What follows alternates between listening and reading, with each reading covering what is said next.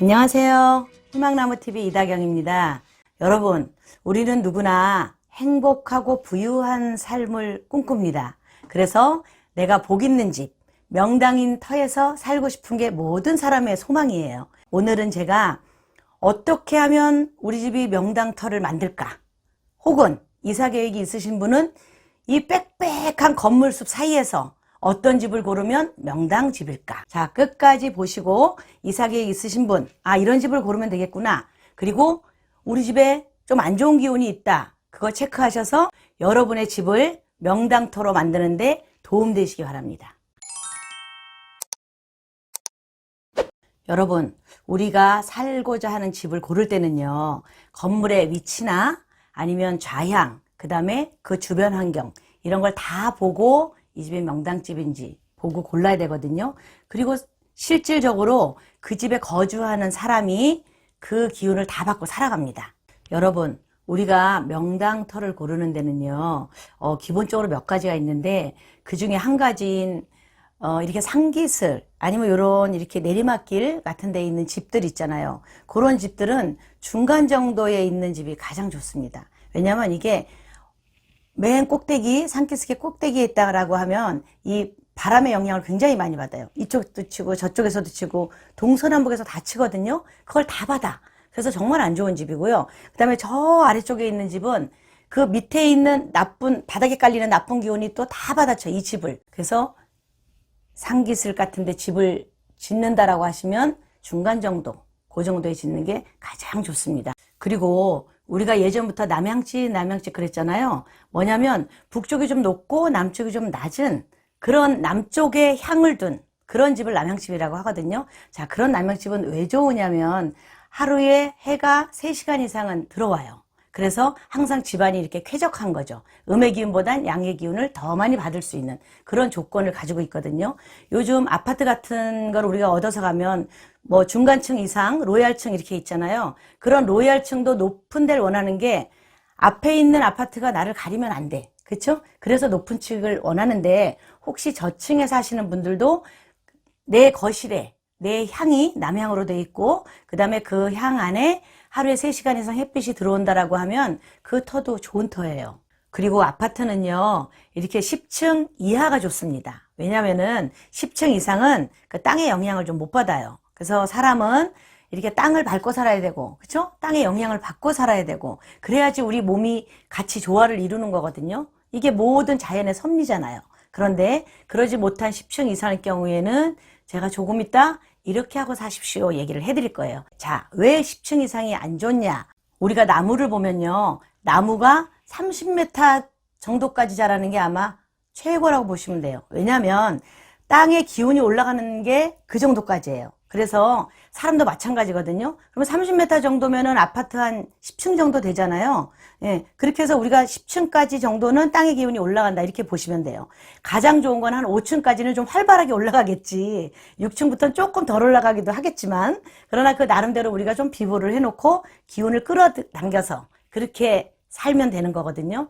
그리고 아파트든 주택이든 상관없이 우리가 집을 고를 때는 아파트 단지가 이렇게 딱 있어요. 그 다음에 이렇게 집이 막 이렇게 이렇게 예쁜 집들이 모여 있어. 그런데 집을 고를 때는 여러분들이 인터넷에서 그 주소를 치고 한번 위성으로 딱 보십시오. 그래서 물줄기가 어떻게 흐르나 아니면 큰 도로가 어떻게 흐르나. 왜냐하면 물과 도로는 같이 물로 봅니다, 우리가. 그런데 그 물이나 도로가 내가 가고자 하는 아파트 혹은 내가 가고자 하는 집을 이렇게 감싸고 있어야 돼요. 이렇게. 어떻게? 내 허리 벨트 채우듯이. 이게 집이에요? 그럼 이렇게 벨트 차듯이 이렇게 감싸고 있는 게 아주 좋습니다. 왜냐하면 그 물의 보호를 받는 거예요, 우리가. 그런데 이게 역으로 내가 가고자 하는 집에 이렇게 거꾸로 이렇게 돼 있어. 이 물한테 침입을 받을 수가 있어요. 도로한테도 침입을 받을 수가 있고 거기에 가게를 여는 집은 잘 안 돼요. 그래서 이렇게 감싸져 있는 가게집이 잘 되고 손님도 많구나. 대박나는 가게가 저기구나. 이런 거 딱 보시면 아실 수 있어요. 가정집도 마찬가지입니다. 여러분, 우리가 이런 집만 다 구해서 살면 너무 좋잖아요. 그런데 이제 그러지 못하고 벌써 이사를 왔어요. 살고 있는데 우리 집 안 그런데 어떡하죠? 자, 여러분들이 집안에서 보시기에 본인의 집을 이제 판단을 하십시오. 그 다음에 그 판단을 해서 나쁜 기운이 어떤 건가 제가 알려드리는 대로 그대로 하고 사시면 여러분 집 다시 다 명당으로 좋은 집으로 꾸밀 수가 있습니다. 자, 첫 번째, 내가 베란다나 아니면 이렇게 거실에서 딱 봤을 때 산이 너무 높아. 앞에 산이 있는데 산이 막 이렇게 뾰족뾰족해. 우리 왜 악산이란 말 있잖아요. 바위가 보이고 막 이렇게 아니면 너무 뾰족하고 굉장히 높아갖고 내가 중압감을 딱 느껴. 야, 저 산이 나를 누르고 있는 것 같아. 막 이런 느낌을 받을 때에는 그 산과 내 집의 가운데, 거기에 거실이면 거실, 아니면 베란다면 베란다. 거기다 이렇게 예쁜 요런 그 항아리나 아니면은 분수를 하나 놓으시면 돼요. 그래서 그 분수를 놨을 때 분수에서 올라오는 그 물의 수증기 있죠. 물의 기운이 그 앞에 있는 중압감, 나쁜 기운, 악산 이런 기운을 다 막아줍니다. 중화시켜서 좋은 기운만 내 집에 들어오게 해주는 그런 역할을 하거든요. 예쁜 분수를 사놓으시거나 아니면 이렇게 예쁜 항아리 있죠. 거기다 물을 담아 두셔도 괜찮아요. 그 수증기가 발생해서 똑같은 역할을 합니다. 그리고 우리가 그 창밖을 봤을 때 이렇게 송전탑이나 아니면 이렇게 뾰족한 지붕, 그런 지붕들도 있거든요. 그리고 굉장히 그 굵은 전선이 지나가, 아니면 전봇대가 앞에 있어. 이런 게 전부 다 우리 집에 살기를 불러오는 물건들이에요. 그래서 그런 물건들도 여러분이 좀 비보를 해주셔야 되는데, 어떤 비보를 해주시냐면 이렇게 혹시 거북 모양 있으시면 거북상 괜찮아요. 그리고 안 그러면 사자상, 네, 그런 거 괜찮고요. 또 하나는 아까 그 흉한 산에 비보했던 것처럼 그런 예쁜 분수, 그 중에 하나를 갖다가 딱 중간에 놓으시면 그런 나쁜 살기 있죠. 나한테 막 나쁜 기운을 들어오게 하는, 그래서 내 몸을 아프게도 할 수 있는 그런 기운들을 막아주고 중화시켜주고 좀 쳐내는 그런 역할을 합니다.